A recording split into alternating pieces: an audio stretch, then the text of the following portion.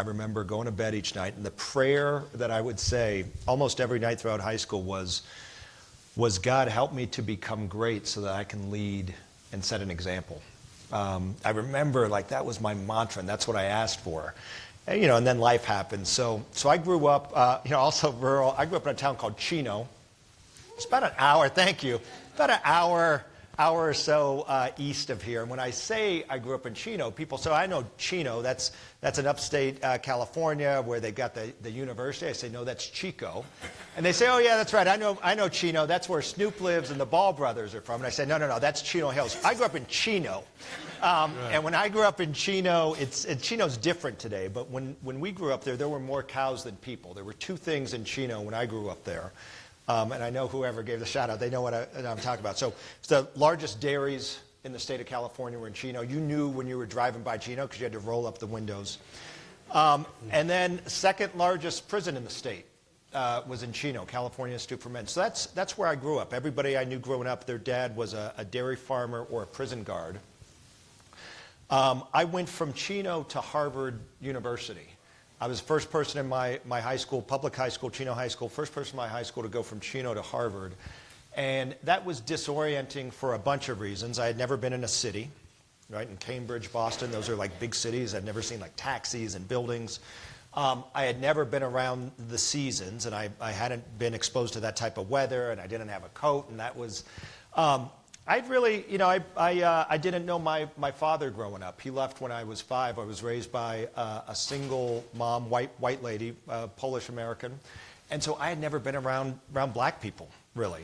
But by far the most disorienting aspect of going to Harvard from Chino was I had never known anybody with any money. I had never known anybody with any wealth. And I remember the flight. I took the flight from Ontario Airport to Boston. The cheapest flight was a red-eye with a layover. So that's a flight I was on, a red-eye with a layover, nothing worse. We stop in Chicago, and folks get on the plane, and a woman, young lady sits down next to me, and we talk a little bit, and I realize, oh, this is going to be one of my classmates. She's going to Harvard also. She's going to be a freshman class. And she's very, kind of very well put together with the hair and the makeup and the bag, and she's talking, I'm exhausted. She's talking the whole trip. We land in Boston. She turns to me and she says, oh my goodness, I'm so embarrassed. I've been talking this entire trip about myself. I haven't asked you anything. Tell me, where does your family summer? That was her question. The first time I had ever heard the word summer used as a verb was, where does my family, and I was like, the Chino YMCA? Like, I don't know what I'm supposed to say to this.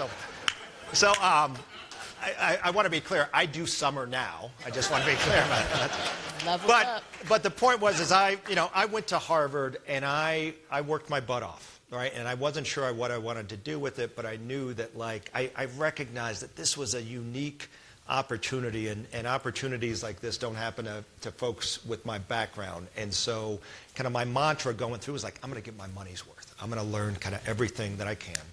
I graduated from Harvard. I did a handful of different things. I was a consultant for a while. I started an internet company when that was the thing to do. I ended up leaving the private sector because my firstborn son, when he was born, he developed a very rare intellectual disorder where he was having hundreds of seizures every day. Made it tough to be on the road with that consulting career. So I left consulting and decided to pivot and work in public education reform.